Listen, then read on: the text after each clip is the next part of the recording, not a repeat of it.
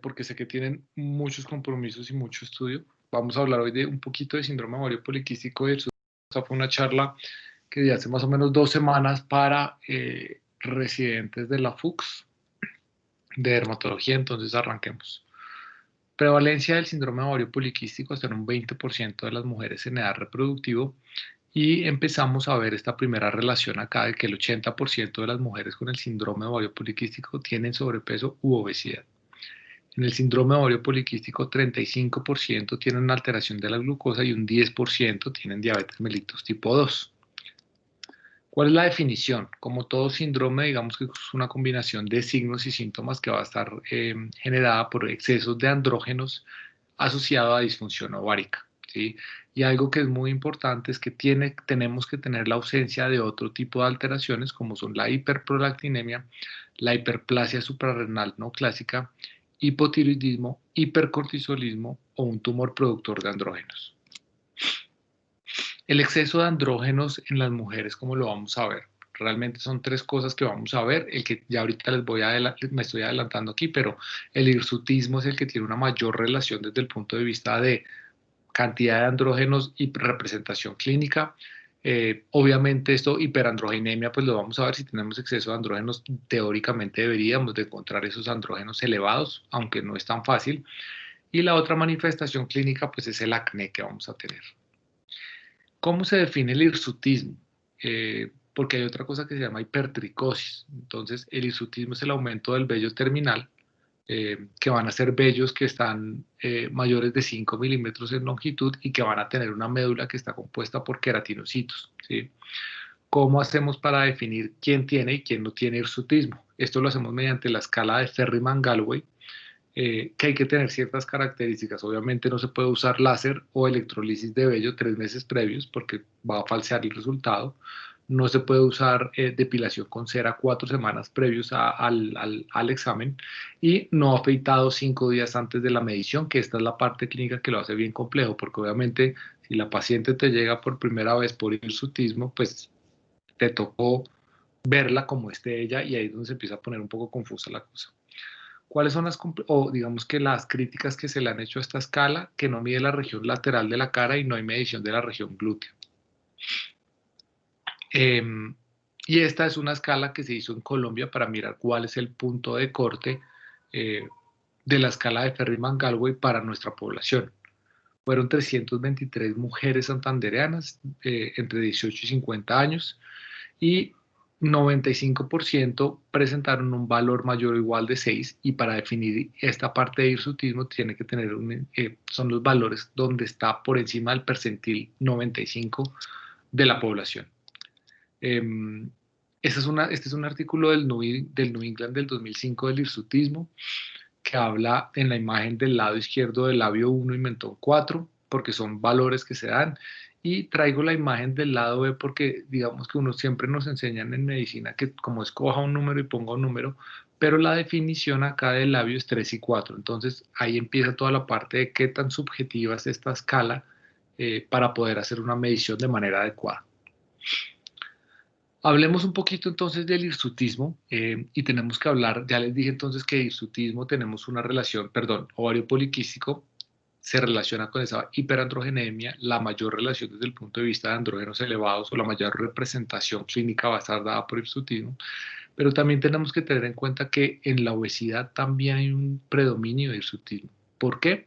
Hay un aumento de la actividad de la enzima 5-alfa reductasa y recordemos que esta 5-alfa reductasa es la que va a generar esa activación de testosterona a dihidrotestosterona, que esta dihidrotestosterona, los receptores, mejor dicho, de dihidrotestosterona están a nivel del folículo piloso y de la glándula sebácea, ¿sí? Entonces, por eso es que empiezan, claro, si la estoy convirtiendo más a dihidrotestosterona, que es la parte activa en vello y en la glándula sebácea, pues de ahí se va a producir estos cambios de hirsutismo y de mayor producción de sebo a nivel de la piel. Y existen dos isotipos desde el punto de vista de la 5-alfa reductasa, el tipo 1 que es a nivel de la glándula sebácea y el tipo 2 en el folículo piloso. Hablemos en la imagen que ustedes ven del lado derecho un poco de los andrógenos antes de la menopausia, ¿sí? Recordemos que el eje gonadal va a estar dado a nivel de la adenohipófisis, de la hipófisis anterior, que es donde se va a secretar la FSH y la LH. Si nos devolvemos un poco más arriba, vamos a tener que a nivel hipotalámico se van a generar los pulsos de GNRH. Esa GNRH, según como sea el pulso, va a generar en la hipófisis anterior el pulso de FSH o LH. Y esta a su vez va a ir a nivel del ovario, en donde se va a producir el estradiol, que es como la parte normal. Claro, las mujeres también tienen andrógenos, ¿sí? Entonces, ¿de dónde vienen los andrógenos en las mujeres? Especialmente, o digamos que depende del andrógeno. Vamos a tener la dehidroepiandrostenediona sulfato, que es la que ustedes ven en verde en la primera, que son los DEAs, en donde el 80% de la glándula adrenal los va a producir. Por eso es que usualmente en el ovario poliquístico pedimos estos dos. Pidamos DEAs y miremos testosterona.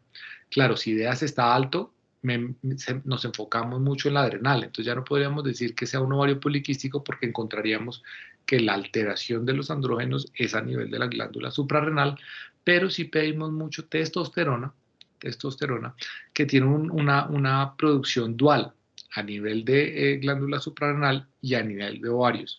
Sin embargo, le paramos mucha más bola, digamos, que a la producción de ovarios y para que se queden con una idea grande, glándula adrenal o glándula suprarrenal, producción de DEAs, ovarios, producción de testosterona.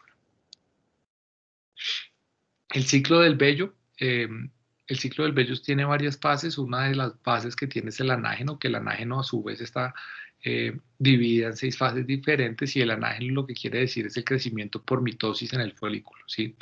Y el vello facial tiene un anágeno prolongado. Es por este motivo que los cambios, me llegó la paciente con ovario poliquístico, vamos a iniciar tratamiento o vamos a empezar a bajar de peso, cualquier tipo de intervención a este nivel, por lo que tiene un anágeno tan largo, en este caso el vello facial, va a requerir entre 6 a 9 meses antes de notar los cambios. Por eso es que muchas de las mujeres acuden a este tipo de terapias de remoción del vello facial porque se va a demorar mucho la parte hormonal en mejorar y la parte hormonal va a mejorar, se va a demorar por el anágeno a nivel del vello facial. Entonces, hablemos de los 3 componentes, me voy a adelantar aquí también un poquitín, de los 3 componentes de ovario poliquístico. Hiperandrogenismo, ¿sí? Que puede ser tanto en sangre, que tengas andrógenos altos, o lo que estamos viendo que es hirsutismo o acné. Lo otro es la disfunción ovárica. Listo, ya vamos a hablar de la tercera. La disfunción ovárica entonces está descrito por oligonovulación. Sin embargo, también se pueden dar ciclos cortos. Usualmente en ovario poliquístico siempre decimos, no, tienen que ser ciclos prolongados, que sean ciclos mayores de 35 días. Sin embargo, también podemos ver ciclos cortos, pero esto es lo atípico, ¿sí? Ciclos menores de 21 días en ovario poliquístico realmente está descrito así, si les soy honesto, yo en mi práctica clínica no conozco la primera paciente con ovario poliquístico que tenga ciclos cortos y obviamente está la otra parte que es la morfología de ovarios poliquísticos. ¿Cuál es el rollo, digamos que desde el punto de vista a largo plazo del ovario poliquístico? Claro, está toda la parte del hirsutismo que está muy en relación con la parte de cómo se ve la paciente y de la autoimagen de la paciente y las alteraciones desde el punto de vista de depresión y de cambios que sienten las mujeres, pero también hay cambios en otras cosas. Infertilidad, esta es la causa primordial de infertilidad, el síndrome ovario poliquístico. Y el problema es que cuando no está llegando el ciclo, se produce una hiperplasia endometrial y aumenta el riesgo de cáncer con un OR de 2.7. No tengo aquí el intervalo de confianza, pero confíen en mí que es estadísticamente significativo, ¿sí? Entonces, digamos que ya no es solo la parte de no, es que te está saliendo vello, no. Ojo porque tenemos mayor riesgo de cáncer que la población general. Obviamente, si dijimos que hay anormalidades desde el punto de vista del metabolismo de la glucosa, tiene un OR para prediabetes de 2.4 y para diabetes de 4.43. Y esto va muy de la mano del aumento del riesgo cardiovascular. Un RR de IAM no fatal de 1.35, un IAM fatal con un RR de 1.88, asociado al resto de cosas. Dislipidemia, SAOS por el sobrepeso y depresión y ansiedad, que fue lo que les comenté al comienzo. Entonces, ¿cómo se hace el diagnóstico? Eh, si tienen alguna pregunta, porfa háganla, no tengo ningún problema y vamos resolviendo preguntas en el camino. El diagnóstico, que esto es súper importante, se deben cumplir 2 de 3 criterios. Estos criterios son los criterios de Rotterdam, que uno es el hiperandrogenismo clínico o bioquímico, que ya hablamos un poquito de eso. La otra parte es la oligonovulación Y la última es la morfología de los ovarios poliquísticos. Yo tengo pacientes muy seguido que me llegan y dicen, doctor, es que me dijeron que tenía ovarios poliquísticos. Entonces, listo, revisemos. ¿Por qué te dijeron? No, la ecografía me salió con ovarios poliquísticos. Entonces, siempre les digo eso, ovarios poliquísticos no es igual al síndrome de ovarios poliquísticos, ¿sí? Tenemos que cumplir dos de estos tres. Y esto es relativamente nuevo, porque antes decíamos como que no, si cumples dos de tres, ovario poliquístico, y como que todas las mujeres iban al mismo campo y ya. Pero ahora estamos viendo que hay diferentes fenotipos de la enfermedad, ¿sí? Obviamente está solo la mujer que tiene hiperandrogenismo y la morfología del ovario poliquístico, la que tiene hiperandrogenismo y la oligonovulación, y la que empieza a mezclarse esos tres, esos dos de tres, o inclusive la que tiene los tres de tres, que obviamente es el caso más severo, ¿sí? Cuáles son los cambios o digamos que los fenotipos más severos? El hiperandrogenismo con oligonovulación, uno sabe que esas pacientes van a ser mucho más complejas de tratar, ¿sí? En ese orden de ideas, el segundo fenotipo es el hiperandrogenismo con el ovario poliquístico, y la última es la oligonovulación con ovario poliquístico en ecografía, en ultrasonografía.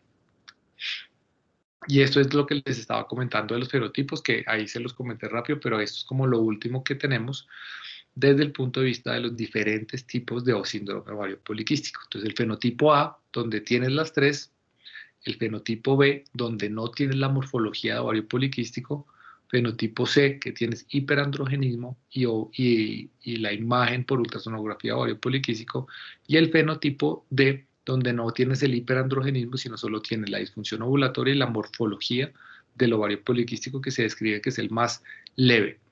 Y el fenotipo A y B, que obviamente el que tiene las tres, la mujer que tiene las tres, perdón, es la más severa. Y entre fenotipo A y fenotipo B vamos a encontrar casi el 50% de las mujeres que cumplen los criterios diagnósticos del síndrome de ovario poliquístico.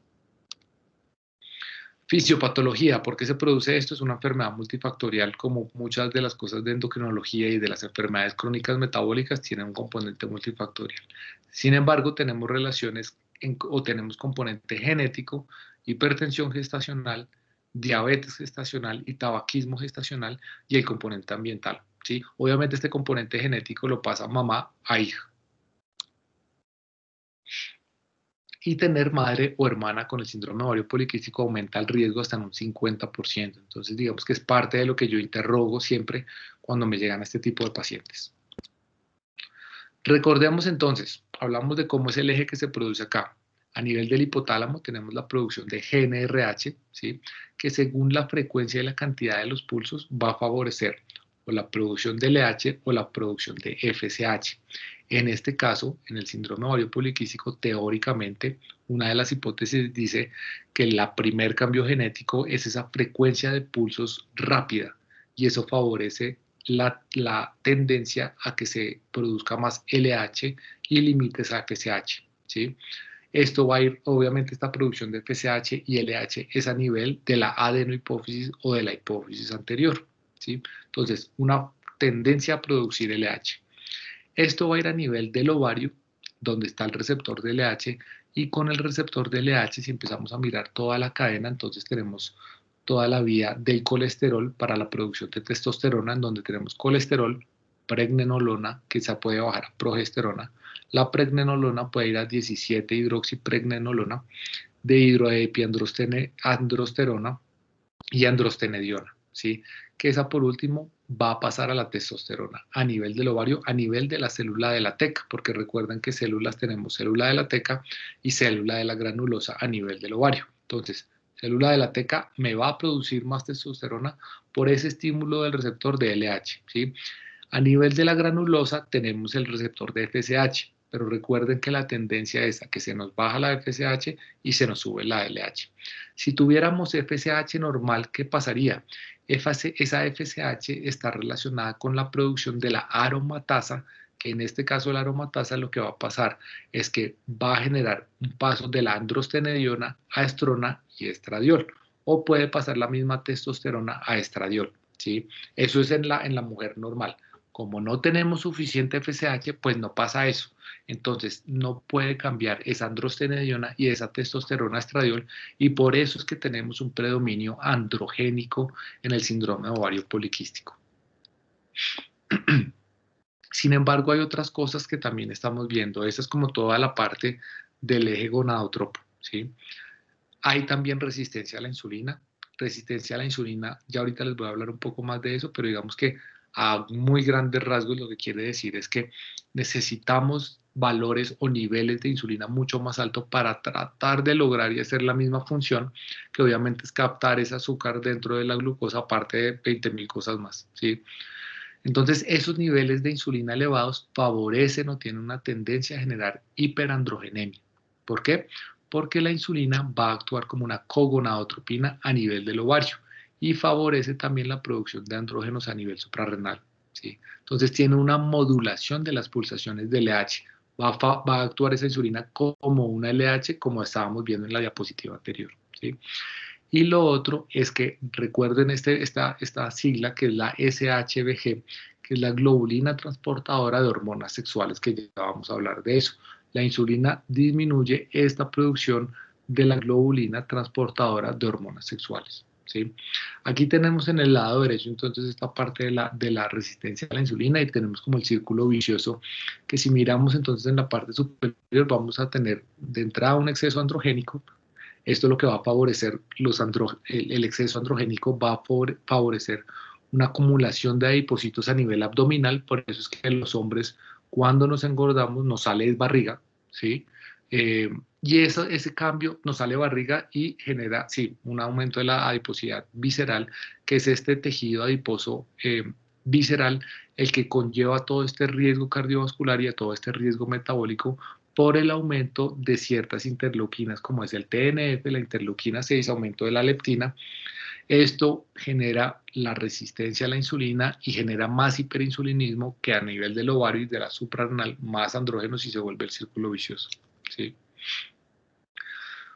Esto fue algo que aprendí mientras estaba haciendo la charla, que no lo conocía, cuál es el único medicamento que eleva niveles de testosterona como tal, y es el ácido valproico, para que ustedes lo tengan en cuenta, ¿sí? Porque obviamente si eleva niveles de testosterona favorece el hirsutismo. Y entonces en la mujer que tiene síndrome de ovario poliquístico vamos a ver que hay una resistencia a la insulina independiente del índice de masa corporal. Normalmente lo que sabemos es que a nivel de mayor adiposidad visceral, mayor resistencia a la insulina. Pero parte de la alteración genética que tienen estas mujeres es que hay resistencia a la insulina, inclusive en la mujer que tiene un índice de masa corporal normal. ¿Qué es esta parte de la resistencia a la insulina? Que además la describimos como selectiva. Recordemos entonces esta parte a nivel del miocito, ¿sí? Que el receptor de la insulina tiene 4 subunidades, 2 subunidades alfa, que son las partes superior, que son la parte superior, que es la parte extracelular, y las subunidades beta, que tiene un dominio transmembrana y un dominio intracelular. ¿Qué es lo que pasa? La insulina, como ustedes ven, es esa parte o esa bolita azul que está ahí, va a llegar la insulina y eso genera una fosforilación en los residuos de tirosina normalmente y se da toda la cascada adentro que va a terminar en la parte desde el punto de vista de glucosa en la translocación del GLUT a nivel de la membrana para que esa glucosa pueda entrar en la célula, ¿sí? Sin embargo, aquí lo que vamos a ver es que cuando hay resistencia a la insulina, por todas estas interleuquinas que vimos ahorita, la fosforilación no se va a dar en la tirosina, sino que se va a dar a nivel de la serina, ¿sí? Como vemos ahí en la imagen. Entonces, se fosforila en sitios diferentes, en aminoácidos diferentes, y eso lo que va a generar es una resistencia a la insulina selectiva. ¿Qué quiere decir esto? Que los efectos metabólicos de la insulina, como es esa translocación de GLUT, no se van a presentar, pero los efectos mitogénicos de la insulina sí se van a generar. Por esto es que se dan cambios a nivel de piel, de los acrocordones, especialmente a nivel de cuello, y de la cantosis nigricans, porque recordemos que la insulina también va a ser un factor similar a un factor de crecimiento, entonces esta parte de crecimiento sí se da, la parte de GLUT no se va a presentar. Y esto es un poquito, digamos que más descrito aquí de cómo es esta parte, de toda la parte de la señalización y de la parte de GLUT, en este caso en el adipocito, si tenemos resistencia a la insulina, pues este GLUT, que recordemos que está en lisosomas dentro de la célula y se translocan con esa activación del receptor de la insulina, pues no se va a traslocar y por eso es que tenemos mucha insulina, pero a la vez también tenemos mucha glucosa, que es lo que siempre llama la atención en esto, ¿no? Eh, y digamos, ¿qué es esto? Eh, Esto, digamos que como, todo, como muchas cosas en enfermedades crónicas metabólicas, lo que vamos a ver es que hay hábitos no ideales que van a estar relacionadas con alteraciones a nivel intraplacentario, que son niñas que tienen pequeñas, que son pequeñas para edad gestacional y se describe como un fenotipo ahorrador, ¿sí? Entonces son pequeñitos y cuando les empieza a llegar cualquier tipo de comida, el cuerpo empieza, entre comillas, a ahorrar un poco más y por eso se da la obesidad en la niñez. Y ya desde ahí, digamos que se empieza a generar todos estos cambios y que pueden ser cambiados, obviamente, desde el punto de vista de un embarazo adecuado, de un embarazo de la mamá que no tenga sobrepeso, ¿sí? Esto al final del día en que se trata de una dieta adecuada y de moverse, como, si, como todo en endocrinología, o como la mayoría de las cosas en endocrinología. Eh, Esto ya lo hablamos, que la hiperandrogenemia entonces favorece esta obesidad centrípeta que aumenta el tejido graso visceral y mayor riesgo de enfermedades metabólicas crónicas. El hiperinsulinismo obviamente se relaciona mucho con diabetes mellitus tipo 2, con diabetes gestacional y con obesidad. Y aquí puse metro porque es algo que estamos viendo nosotros como endocrinos cada vez más y es una cosa que se describe en redes sociales como, se me olvidó, ya, skinny fat, skinny fat. Esto es aparte, digamos que esto es una cosa que les dije ahí como a los residentes, que también me parece súper válido decírselas a ustedes, que es algo que viene tomando mucha fuerza, que es esto de skinny fat, ¿sí? Eh, Estos son cambios que habíamos visto nosotros hace rato en los pacientes mayores, en los adultos mayores, que se llama obesidad sarcopénica realmente, eh, que son esos pacientes que tienen barriga, que sea, esto sí se da en hombres y mujeres, obviamente, entonces barriga y muy poca masa muscular, y eso lo estamos viendo cada vez más en personas jóvenes, ¿sí? Entonces uno dice por índice de masa corporal como que no, se ve flaquito o se ve flaquita, pero cuando empezamos a hacer medidas desde el punto de vista del porcentaje de grasa corporal, nos estamos dando cuenta que es gente obesa, sino que tiene muy poca masa muscular, entonces por índice de masa corporal como que mucha grasa, poco músculo, como que empatan ahí en esa parte eh, y se nos cuelan, porque uno dice, no, índice de masa corporal bien, fresco. Entonces, cada vez le estamos poniendo más atención a esa parte del porcentaje de grasa corporal. Recordemos que en hombres el porcentaje de grasa corporal para considerar obesidad es de 25 y en mujeres es de 30%. ¿Sí? Entonces, digamos que ahí les dije a todos que ahorita les paso una página para que cada uno haga como su tarea de revisar y nos encontramos que muchos de los residentes son obesos. Claro, es gente que está trasnochando, que no come bien porque no hay tiempo de comer, que no pueden hacer ejercicio porque no hay tiempo de hacer mucho ejercicio. Y lo que yo les decía a ellos es que son cambiar ciertos hábitos y tratar de hacer ciertos cambios que son bien difíciles cuando uno está, no solo en la residencia, sino estudiando medicina también, que es muy similar. Eh, pero es cambiar ciertos alimentos, de pronto cambiar opciones, una opción por otra opción y tratar de sacar algo de tiempo para hacer ejercicio. Esto ya lo hablamos entonces de que el marcador más importante de la hiperandrogenemia es el hirsutismo. Y acuérdense que hablamos entonces hace un rato de qué es la globulina transportadora de hormonas sexuales, que eso es lo que les quiero decir acá, el hiperandrogenismo bioquímico, ¿sí? ¿Por qué vamos a hablar de esto? Porque los métodos actualmente son poco sensibles y específicos teniendo en cuenta los valores tan bajitos de andrógenos en mujeres. Entonces uno los pide, pero si te salen normales, no te descarta 100% el hiperandrogenismo. Teóricamente uno debería hacer la testosterona libre, que es la fracción libre, que es solo el 2%, mediante una metodología que se llama diálisis de equilibrio. Pero realmente en Colombia creo que solo un laboratorio lo está haciendo. De resto siempre se realiza mediante el radioinmunoensayo y no es tan confiable esta técnica para medir testosterona, ¿sí? Y hay otra cosa que es el índice de testosterona libre, pero también es un poco complejo. En la imagen de la derecha lo que tenemos entonces es la testosterona total, ¿sí? La testosterona total, que la testosterona total suma tres fracciones. Claro, la fracción libre, la fracción que está unida a albúmina, que esta fracción libre albúmina es está unida débilmente a la albúmina y eso quiere decir que puede estar convirtiéndose como libre y puede estar uniéndose a la albúmina. Y la otra, que es la que se une a la globulina transportadora de hormonas sexuales, ¿sí? Que es la que está unida. Entonces, 60-65% está unida a la globulina transportadora de hormonas sexuales. Y la que va a generar ese cambio, recuerden, de testosterona a dihidrotestosterona es la fracción libre. Entonces la fracción libre es la que va a generar el hirsutismo como tal. Pero como son fracciones tan pequeñas, es bien difícil poderla medir, ¿sí?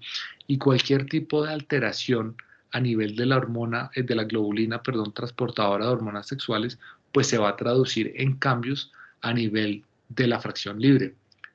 ¿Qué me aumenta la globulina transportadora de hormonas sexuales? La más fácil son los estrógenos, o sea, las mujeres que están planificando.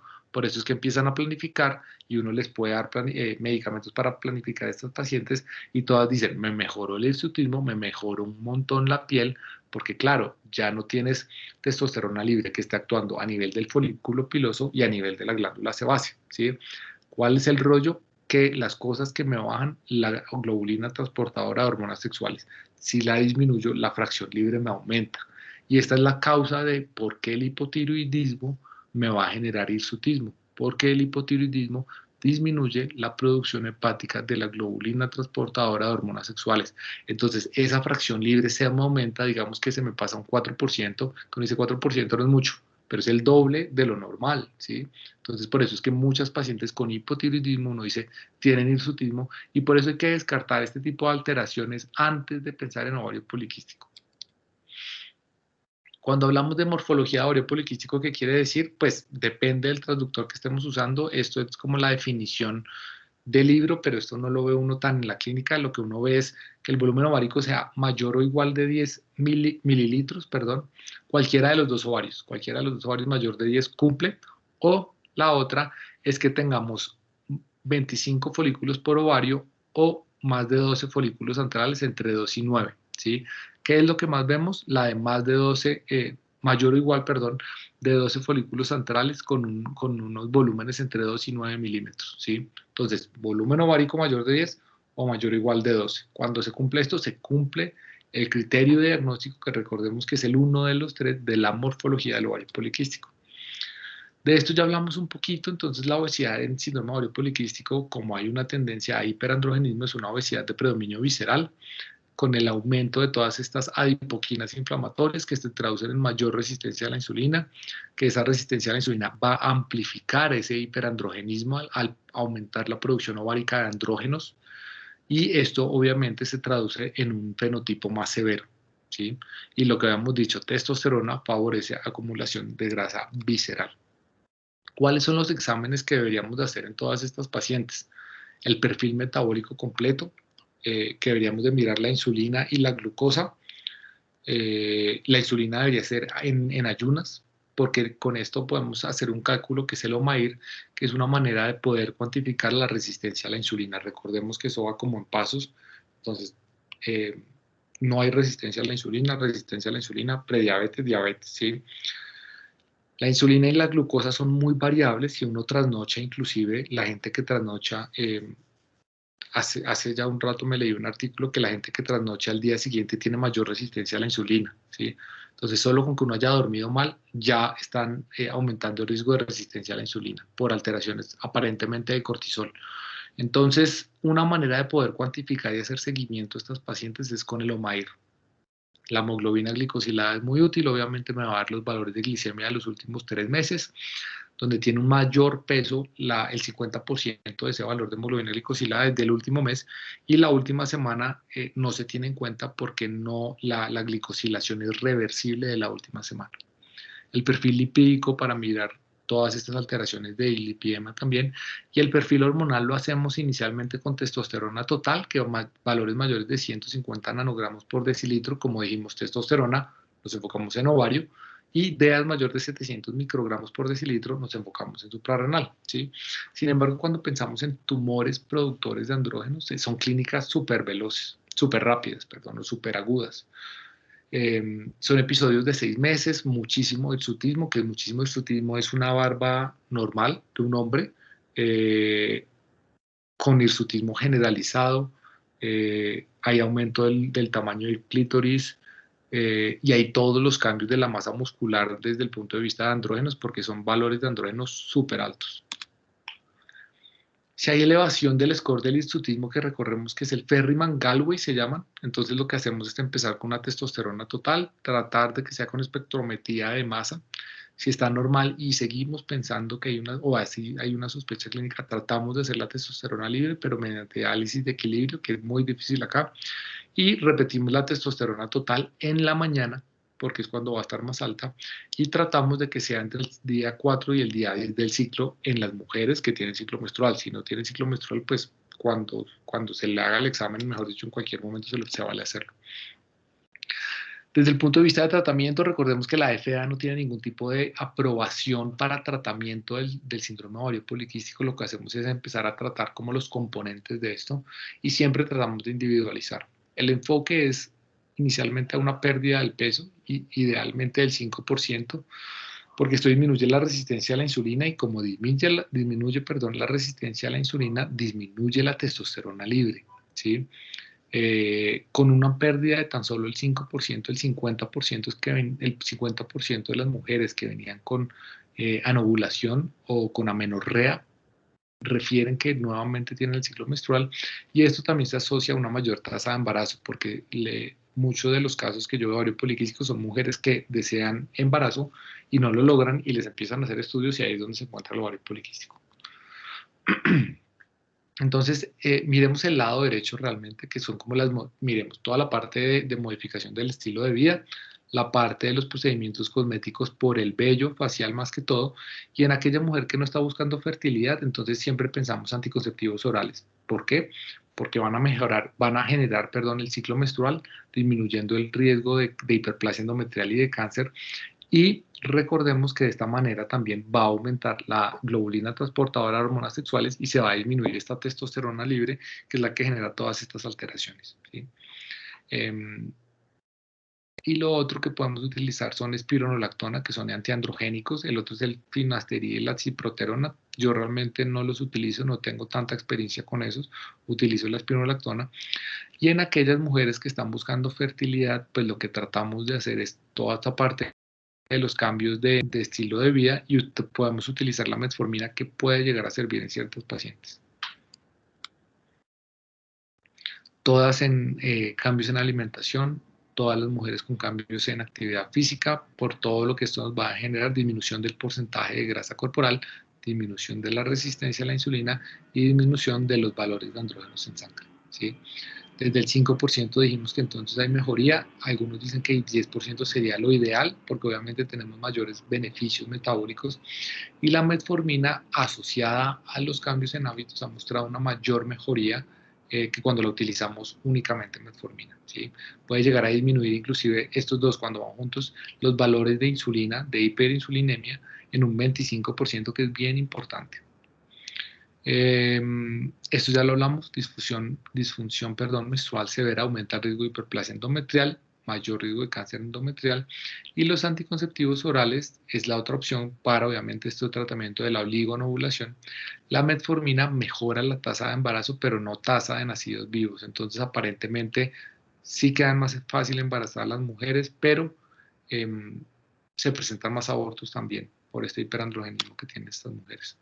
En mujeres posmenopáusicas hay que pararle bola al síndrome ovario poliquístico, porque las mujeres posmenopáusicas, recordemos que por la falta de estrógenos tienen un mayor riesgo cardiovascular, y si le aumentamos el síndrome ovario poliquístico, que decimos que tienen un predominio de andrógenos en donde aumenta el riesgo cardiovascular, pues aumenta aún más el riesgo cardiovascular, ¿sí? Sin embargo, tenemos una disminución de los síntomas de hiperandrogenismo y no es tan fácil de diagnosticar, porque los ovarios ya han perdido su función, ¿sí? Entonces ya no hay tanta producción de esto. Lo que encontramos son los porcentajes de grasa corporal que están elevados, y digamos que es una de las maneras que hacemos. Y la otra es que son mujeres que tienen diagnósticos previos a la menopausia, perdón. Entonces como que ya uno sigue con ese diagnóstico, pero diagnosticarlo de nuevo en mujeres posmenopáusicas, bien complejo y usualmente muy difícil. Spironolactona, digamos que es el medicamento que utilizamos. La dosis que se debería de usar son de 100 miligramos al día. Es un antagonista de la aldosterona, pero va a competir con la dihidrotestosterona para unirse al receptor de los andrógenos a nivel de folículo piloso y a nivel de la glándula sebácea. también tiene un efecto inhibitorio a nivel de la 5-alfa reductasa y otras enzimas que están relacionadas con la síntesis de los andrógenos. Entonces, ese es el beneficio de esto. El problema es que es teratogénico, entonces siempre que utilicen espirulactona, tienen que estar las mujeres con un muy buen método de anticoncepción, de anticonceptivos. Y eso es todo lo que les traía por el día de hoy. Cuéntenme qué preguntas tienen para mí, qué me quieren decir, qué me quieren preguntar.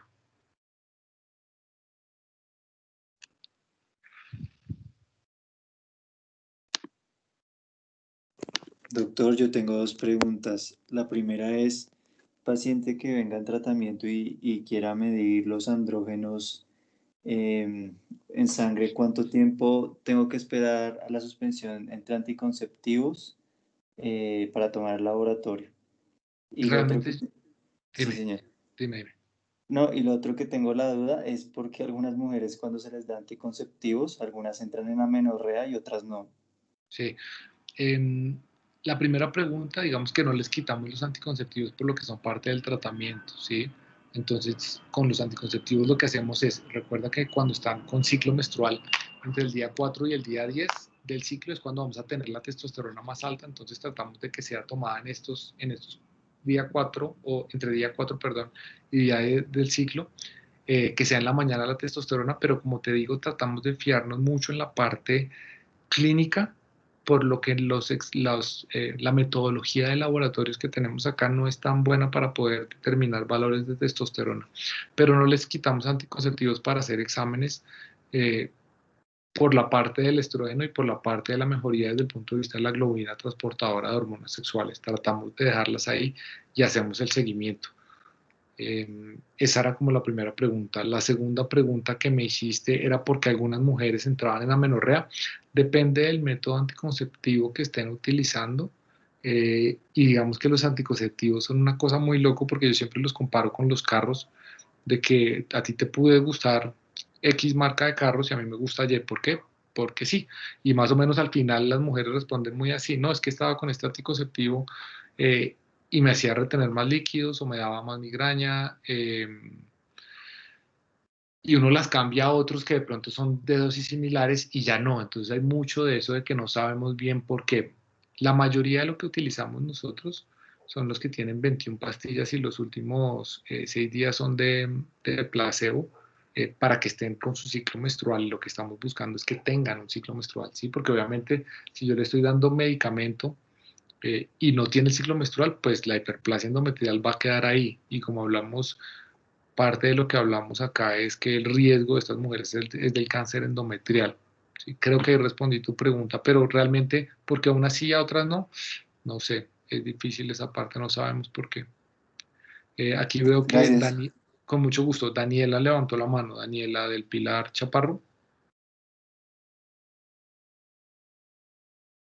¿no? O María Camila, no sé si están levantando la mano, se les fue o algo, pero si quieren, abran el micrófono y me van preguntando. Vale, doctor. Yo quiero plantear un escenario clínico, digamos, por ejemplo, una paciente joven en la cual dio una indicación de toma de anticonceptivos orales, por ejemplo, por su acné, pero pues que nunca fue diagnosticada con un síndrome de ovario poliquístico y luego asiste a una consulta de ginecología y descubren como tal, em, pues quistes en el ovario, pero pues que realmente nunca tuvo manifestaciones clínicas debido a que pues en teoría fue tratada con anticonceptivos orales. Debería estudiarse su parte metabólica y hacer un seguimiento independientemente de no presentar síntomas. Pues mira, el acné es una de las manifestaciones. Lo que pasa es que el acné en una mujer joven, uno siempre va a quedarse con es el acné de adolescencia, eh, que le pudo haber dado un tristarde, o será que hay algo adicional. Y ahí es donde está la parte inicial en donde tenemos que tener muy claro el diagnóstico, ¿sí? Que yo siempre les pido, digamos que llegaste por acné, siempre les pido la parte metabólica para empezar a revisar y la parte también de los antecedentes familiares, como hablamos, hermana y mamá, ven, hay síndrome ovario poliquístico, ¿cómo está tu escala de hirsutismo? ¿Cómo está tu Ferriman también? Porque recordemos que los andrógenos elevados es muy difícil medirlos, pero sí podemos empezar a mirar, ven, si tú tienes hirsutismo y tienes acné, de pronto no es solo el acné, sino es un ovario poliquístico. ¿sí? Sin embargo, cuando echamos la culpa a la parte del acné, perdón, hormonal, recordemos que cuando estamos dando los anticonceptivos, lo que hacemos es disminuir esa fracción de testosterona libre que puede estar normal, pero igual la disminuimos, ¿sí? Entonces sí va a mejorar, sí van a mejorar digamos que el acné va a mejorar. Lo que pasa es que el acné solo dejado así como acné, me parece que es un diagnóstico muy amplio y que uno debería revisar otras cosas, porque de pronto así como tú me lo pones, como que no sé, faltó, porque si le hicieron después, según el caso que tú me dijiste, le encontraron el ovario poliquístico, entonces recordemos que ahí tendríamos imagenología del ovario poliquístico, aparentemente tendríamos hiperandrogenismo clínico, entonces ya ahí tenemos dos, ¿sí? Entonces ya ahí tenemos ovario poliquístico. Eh, que igual digamos que al final del día del tratamiento que yo te diga es que fijo te va a cambiar, probablemente no, pero sí valdría la pena mirar toda la parte metabólica de esa paciente para mirar cómo está y enfocarnos mucho en esa parte eh, porque eso es lo que le va a mejorar, digamos que a largo plazo. ¿Sí? Creo que respondí tu pregunta, dime si tienes alguna otra pregunta porque me perdí ahí un tris. No, doctor, perfecto. Muchas Sí, gracias. ok. Eh, Paola, creo que alzó la mano también ahorita. Sí, doctor, una pregunta. En caso de que la paciente sí quiera quedar en embarazo, ¿qué sería lo más recomendado? Esa es una muy buena pregunta. Digamos que lo que hacemos nosotros ahí es enfocarnos mucho en la parte de hábitos. Tienes que bajar de peso, tienes que hacer ejercicio, hay que bajar ese porcentaje de grasa visceral, que como les digo es el que genera mayor resistencia a la insulina, y lo que queremos es disminuir la resistencia a la insulina. Y lo que utilizamos inicialmente es metformina nosotros, ¿sí? Porque también les va a mejorar mucho esa parte del hiperinsulinemia, perdón, que recordemos que esa parte de la hiperinsulinemia va a empeorar ese hiperandrogenismo, ¿sí?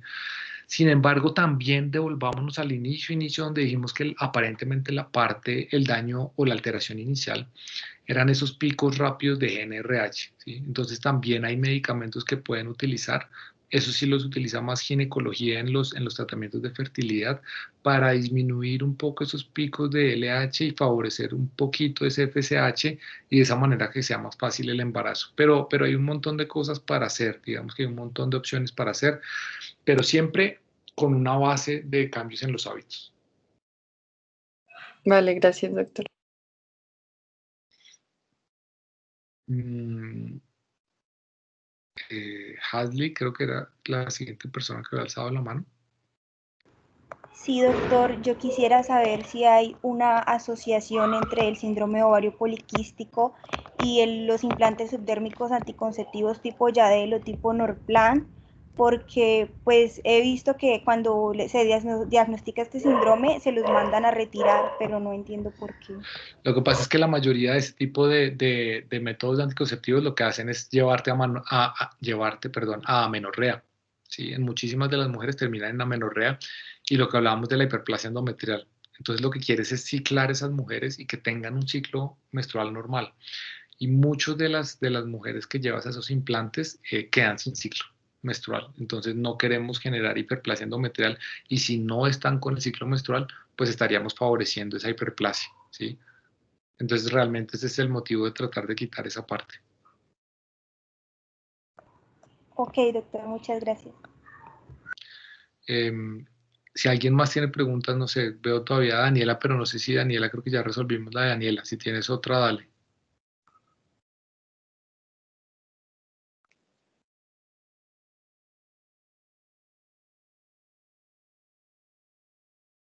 ¿Qué otras preguntas tienen para mí? Doctor, yo tengo dos preguntas. Dime.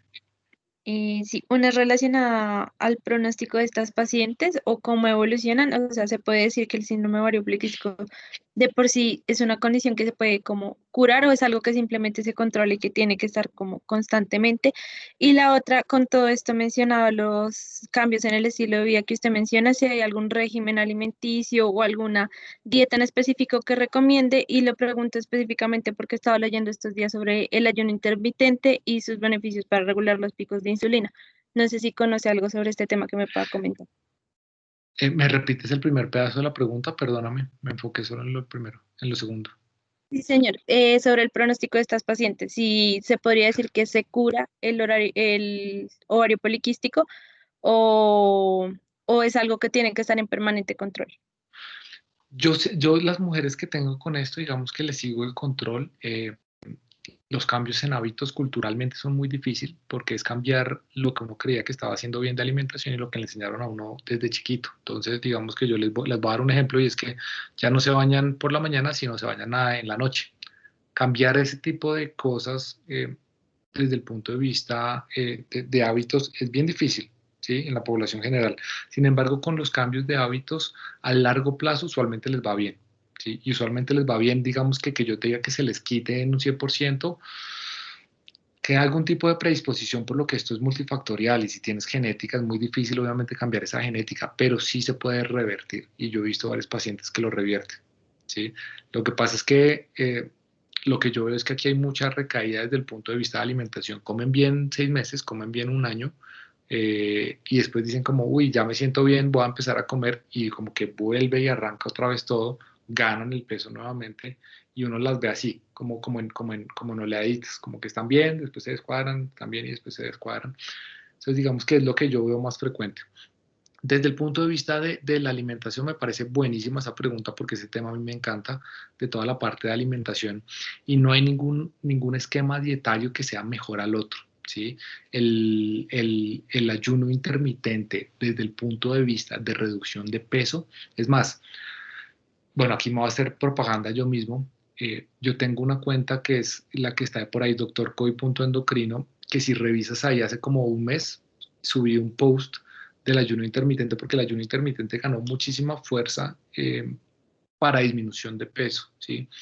Y la disminución de peso se da, digamos que de manera muy simple por la cantidad de calorías que consumas y la cantidad de calorías que estés gastando. Es como se produce esto, ¿sí? Entonces, cualquier dieta que te lleve a una mayor cantidad de calorías que estés gastando, te va a llevar a una cosa que llamamos nosotros un balance energético negativo, que te va a bajar, ¿sí? Cuando hicieron la similitud de una dieta normal y dieta en ayuno intermitente, bajaron lo mismo a las personas en este estudio, ¿sí? ¿Cuál fue la diferencia? Que yo le paro muchísima atención a esto, que los del ayuno intermitente perdieron más masa muscular, ¿sí? Obviamente uno no quiere perder masa muscular, uno siempre quiere cuidar músculo y digamos que la utopía de todos cuando uno va a hablar de nutrición es quiero perder solamente porcentaje de grasa, pero quiero ganar masa muscular o mantener masa muscular. Siempre que bajemos de peso, va a haber pérdida de masa muscular. Lo que tenemos que tratar es de disminuir el riesgo o disminuir esa cantidad de masa muscular que estamos perdiendo, ¿sí? En cuanto a peso, dieta cetogénica, dieta baja en carbohidratos, ayuno intermitente. Si tú cuentas calorías o cuentas energía, porque esto al final del día es energía que te estás consumiendo y energía que estás gastando, todas te dan lo mismo, ¿sí? Lo que pasa es que son herramientas diferentes que pueden servir o que no pueden servir, ¿sí? El ayuno intermitente, yo no conozco la primera persona que le vaya, bueno, mentiras, aquí la vez pasada me dijo un residente de medicina interna que le hacía ayuno intermitente y le va bien, entonces creo que él sería el único que conocería yo que le va bien con el ayuno intermitente porque da muchísima ansiedad, ¿sí? Entonces yo usualmente no lo recomiendo. El ayuno intermitente tiene ciertos estudios desde el punto de vista de enfermedades crónicas, son estudios que no son tan grandes porque obviamente es bien difícil hacer estudios así, y desde el punto de vista de longevidad, eh, que podría aparentemente ser mejor en esa parte. Sin embargo, yo como te digo, no lo recomiendo, me parece muy duro ser tan estrictos con la alimentación de solo puedes comer 8 horas y 16 del resto del día estás sin comer, o sea, tomando agua y tomando té. Entonces, en conclusión, no, ayuno intermitente para disminución de peso, si te sirve a ti, buenísimo, porque como te digo, son herramientas, entonces es eh, lo que a ti te sirva al final del día, si te sirve y eres feliz y el éxito de este tipo de cambios en alimentación es que lo puedas hacer a largo plazo, ¿sí? Eh, y en ningún momento en los estudios de dieta dicen, no, miren, el que hace ayuno intermitente o el que hace dieta cetogénica, estamos viendo que la puede hacer por más tiempo. No, Por eso hay una cosa que se llama dieta flexible y conteo de macronutrientes, que es como yo manejo a mis pacientes, que es lo único que ha mostrado un poquito de mejoría a largo plazo. Sin embargo, si les soy súper honesto, lo que sí ha mostrado mejoría a largo plazo de la gente que más mantiene ese peso que perdió es el ejercicio. Creo que respondí tu pregunta. Sí, doctor, muchas gracias. ¿Y me puede repetir, por favor, sus redes? Doctor.coy.endocrino o doctor.endocrino. No, espérame. Doctor.coy.endocrino, creo que, espérame porque ahora me confundí. Doctor.coy.endocrino, sí, es esa, en Instagram. ¿Qué otra pregunta? Hugo, por ahí te vi con la mano arriba. ¿Qué tal, doctor? Sí, lo que pasa es que a Daniela no le sirve el micrófono y entonces ella me escribió la pregunta por el chat. De una. Entonces, tiene dos preguntas. La primera es, si hay confirmación imagenológica del ovario poliquístico, ¿es necesario hacer pruebas bioquímicas de medición de testosterona? Y la segunda que pregunta es, ¿cuál es el porcentaje de infertilidad en las pacientes con síndrome de ovario poliquístico? La primera pregunta, digamos que yo siempre se las pido, porque para tener algún tipo de punto de partido, sabiendo que no son buenos, sabiendo que no te van, si están normales, si tienes toda la parte clínica, no te va a cambiar. Pero digamos que la única como indicación grande que yo la tengo es cuando si están extremadamente elevados, pues que sería un tumor productor de andrógenos, como les digo, ¿sí? Y en la historia clínica hay pacientes que son bien complejas desde el punto de vista de hace cuánto estás así, todo el mundo es, no doctor, hace rato, no, pero venga, ¿hace cuánto está así? No, Entonces digamos que los pido más es para, digamos que descartar esa parte de los tumores productores de andrógenos porque la presentación es muy similar, ¿sí? Muchísimo más severa, muchísimo más rápida, pero al final del día tiene mucha similitud. Eso desde el punto de vista de la primera pregunta. Se me olvidó la segunda pregunta, Hugo. ¿Cuál es el porcentaje de infertilidad en las pacientes con síndrome de ovario Allá. poliquístico? Digamos que porcentaje no lo tengo aquí en la cabeza, sé que es relativamente alto, pero eso ha venido cambiando desde el punto de vista de los fenotipos, porque hay fenotipos más leves y fenotipos más severos.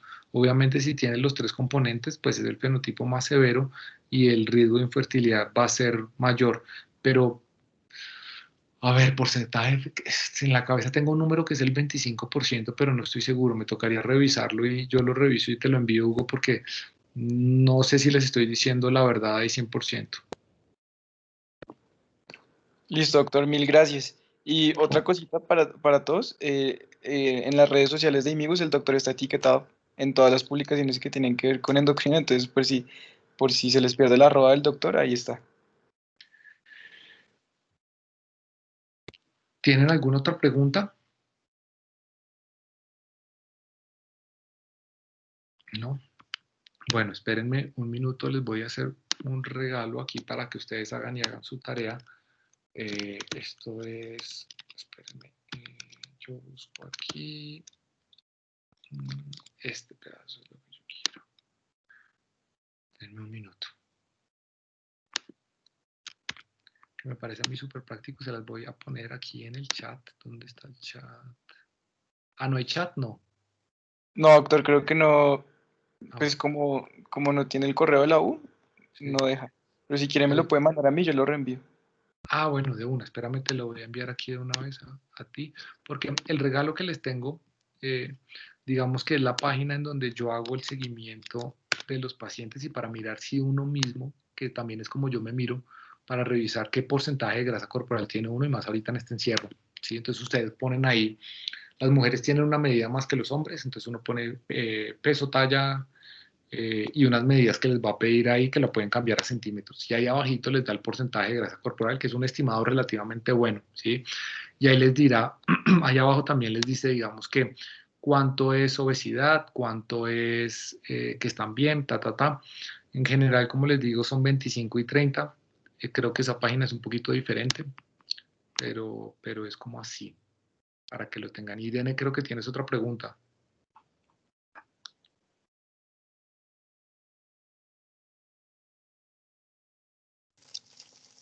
Hola Doc, sí, quería hacerte una pregunta. Digamos, en la indicación de metformina, con respecto al índice de EUMA, como cuál es el corte o si yo igual, digamos, pues la paciente quedó con acantosis, con signos, pero la paciente que no, ese índice de AMA, ¿cómo es el, digamos, como el corte para decir, bueno, le empiezo metformina? Y la segunda pregunta es si hay algún otro hipoglicemiante que también nos ayuda a disminuir esa resistencia a la insulina. La primera pregunta, digamos que el valor para considerar resistencia a la insulina, según donde uno lo lea, lo puedes encontrar entre 1.7, mayor de 1.7 o mayor de 2.2. Yo me quedo usualmente con el valor de 2, ¿sí? Y como te digo, nos va a ayudar no solo a saber si sí tiene resistencia a la insulina, sino a hacer el seguimiento. Venga, hagas exámenes en 3 meses, en 6 meses y calculemos nuevamente ese OMAIR para mirar si está disminuyendo o está subiendo. La metformina es un muy buen medicamento y tiene estudios, tiene un estudio grande, que se me fue ahorita el nombre, desde el punto de vista de resistencia a la insulina y de prediabetes. No, se me fue el nombre ahorita del estudio, que es uno de los estudios más grandes. Claro, teóricamente cualquier tipo de medicamento que te ayude a bajar de peso te va a ayudar a disminuir la resistencia a la insulina porque disminuye ese componente de tejido adiposo visceral, ¿sí? Que uno pensaría, entonces los SGLT2 te servirían o los análogos del GLP-1, pero no tienen indicación por la FDA para este tipo de pacientes. No hay indicación, a menos de que estemos usando Saxenda, que es liraglutide a dosis altas, pero tiene una indicación de obesidad, ¿sí? Más no sería una indicación para acá. Y la dosis de liraglutide para diabetes es de 1.6. Entonces, como que sería ese otro hipoglicemiante que uno podría utilizar, pero no tiene indicación como tal de ovario poliquístico. Como les dije, la FDA, no hay ningún medicamento como tal que yo te diga, este es el medicamento aprobado para ovario poliquístico, no existe, ¿sí? Entonces son como para el resto de las cosas. Y ya, creo que esa sería la pregunta. La respuesta. Vale, perdón. gracias, Doc.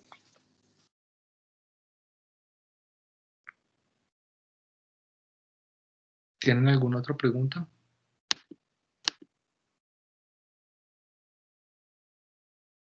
Creo que no. Bueno, listo. Doctores, muchísimas gracias por su atención. Les agradezco a todos por estar aquí un jueves hasta ahora. Sé que están embolatados y que tienen un montón de cosas, pero pues creo que son temas chéveres. Por ahí creo que ya será para final de año, para el otro año, que podemos hacer la de hablar solamente de nutrición y de alimentación, que ese tema realmente es de los que más me gusta a mí y me parece que son súper prácticos para ustedes también. Hugo, muchas gracias por ayudarme a programar esta charla. Creo que volamos un poquito porque tengo ahorita otra reunión, entonces ahí pasamos como un tris rapidito, pero pues lo que necesiten con muchísimo gusto. Y Hugo tiene mi teléfono, si quieren hacer alguna pregunta o algo especial, pues me pueden escribir sin ningún problema. Y ya, que tengan buen día, cuídense, que tengan buena noche, perdón, cuídense un montón y estaremos charlando. Doctor, mil gracias porque usted siempre nos ha apoyado y nos da muchas charlas y nos acompaña. Mil gracias, doctor. Con muchísimo gusto, Hugo, lo hago con muchísimo gusto. Que estén bien. Chao, doctores, cuídense mucho. Gracias, hasta luego. Muchas gracias. Gracias. Hasta luego, doctor. Chao. Gracias.